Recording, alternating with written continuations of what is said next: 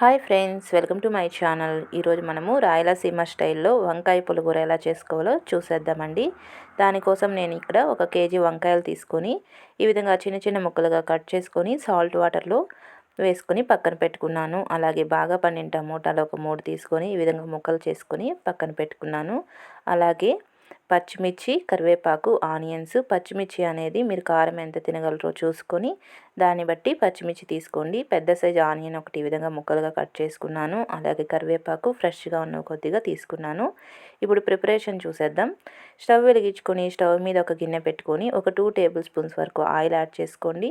Oil heat ఎక్కిన తర్వాత ఆవాలు, మెంతులు ఒక 1/2 టేబుల్ స్పూన్, ఆవాలు ఒక 1/2 టేబుల్ స్పూన్ యాడ్ చేసుకోండి. ఆవాలు, మెంతులు యాడ్ చేసుకుంటే చాలా బాగుంటుంది.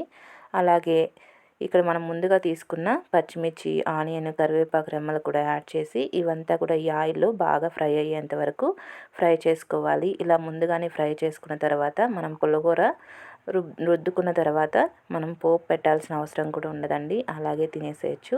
దానికోసమని ఈ పచ్చిమిర్చి, ఆనియన్ అలాగే కరివేపాకు అంతా కూడా చక్కగా ఫ్రై అయ్యేంతసేపు ఫ్రై చేసుకుందాము. టేస్ట్ అయితే చాలా బాగుంటుందండి. ఈ రాయలసీమ స్టైల్లో ఒకసారి ట్రై చేసి చూడండి. ఇవంతా కూడా ఈ విధంగా చక్కగా ఫ్రై అయిపోయిన తర్వాత మనం ముందుగా కట్ చేసుకొని పక్కన పెట్టుకున్న ఈ వంకాయ ముక్కల్ని కూడా యాడ్ చేసుకుందాము. ఈ వంకాయ ముక్కలు ఈ విధంగా చిన్న చిన్నగా కట్ చేసుకుంటే చాలా బాగా ఫ్రై అవుతాయి ఆయిల్లో. టేస్ట్ కూడా చాలా బాగుంటుంది పులిహోర మనం రుద్దుకున్న తర్వాత. ఈ విధంగా వంకాయ ముక్కలు కూడా యాడ్ చేసి ఇదంతా కూడా ఒకసారి బాగా కలిసేలాగా కలిపేసుకుందాము. ఈ విధంగా కలిపేసుకొని ఇందులోకి పసుపు ఒక 1/4 టేబుల్ స్పూన్ అంతా యాడ్ చేసుకుందాం. అలాగే సాల్ట్ లేదా రాళ్ళుప్పుని మీ రుచికి సరిపడా చూసుకొని యాడ్ చేసుకోండి. యాడ్ చేసి ఈ ఉప్పు, పసుపు యాడ్ చేసిన తర్వాత ఒకసారి బాగా మొత్తం కలిసేలాగా కలిపేసుకోవాలి.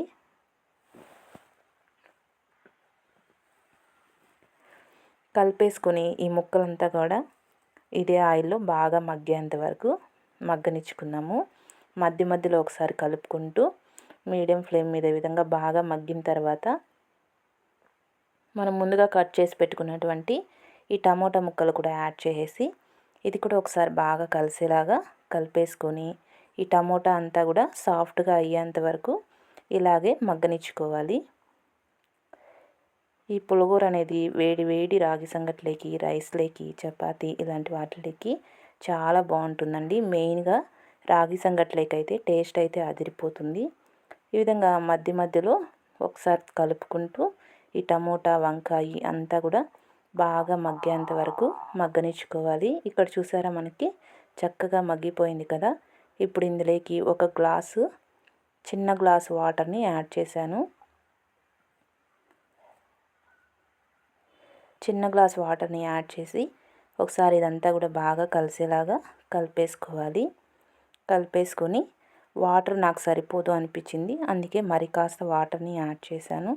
యాడ్ చేసి ఇదంతా కూడా బాగా కుక్ అయ్యేంతసేపు కుక్ చేసుకోవాలి. ఒక 10 నిమిషాలు కుక్ చేసుకుంటే మనకి ముక్కలంతా కూడా పర్ఫెక్ట్గా కుక్ అయిపోతాయి. కింద అనేది మాడనివ్వకుండా మధ్య మధ్యలో కలుపుకుంటూ ఇదంతా కూడా బాగా మెత్తగా అయ్యేంత వరకు ఉడికించుకొని ఇక నేను ఒక చిన్న నిమ్మపండు సైజ్ అంతా చింతపండు తీసుకున్నాను. ఈ చింతపండుని కూడా యాడ్ చేసి ఒకసారి మొత్తం కూడా బాగా కలిసేలాగా కలిపేసుకొని ఒక 2-3 నిమిషాల పాటు ఉడికించుకుంటే సరిపోతుంది. చింతపండుని ముందే యాడ్ చేయొద్దు, అది బాగోదు. మనం ఇంకా స్టవ్ ఆపేస్తామనగా ఒక 2 నిమిషాల ముందే యాడ్ చేసుకొని ఈ విధంగా పప్పు గుత్తి తీసుకొని ఇదంతా మెత్తగా మెదిపేసుకోవాలి.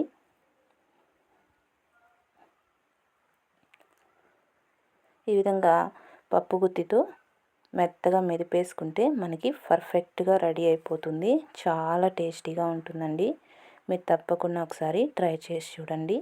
ఇక్కడ చూసారు కదా, ఈ విధంగా మెత్తగా మెదిపేసుకుంటే మనకు ఎంతో టేస్టీ అయినటువంటి వంకాయ పులిహోర రెడీ అయిపోతుంది. ఫైనల్గా కొద్దిగా కొత్తిమీరని యాడ్ చేసి ఇదంతా కలిసేలాగా ఒకసారి కలిపేసుకొని వేడి వేడి రాగి సంగట్లోకి యాడ్ చేసుకొని తింటుంటే టేస్ట్ అయితే అదిరిపోతుందండి. మీరు కూడా ఒకసారి తప్పకుండా ట్రై చేయండి.